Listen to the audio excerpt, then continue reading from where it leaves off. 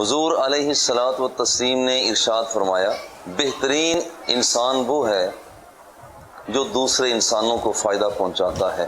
ان معروضی حالات میں پوری دنیا کے انسان کرونا وائرس کی لپیٹ میں ہیں۔ ان حالات میں دعوت اسلامی کا پیش رفت کرنا اور گھروں تک راشن کو پہنچانا، لیکن اس کے ساتھ ساتھ معاشرت اور تمدن کے اندر ایسا اقدام کرنا، یہ بہت بڑا کام ہے۔ اور یہ تھیلیسیمیا کے بچے بڑے جو خون کے وصول کرنے میں وہ ترساں رہتے ہیں، امیر اہل سنت آپ کا یہ اعلان کہ تھیلیسیمیا کے بچوں کے لیے اپنے خون کو، تحفوں کو پیش کر دیا جائے، بہت بڑا اقدام ہے۔ اللہ جل جلالہ دعوت اسلامی کو اس سے بھی زیادہ برکتیں عطا فرمائے۔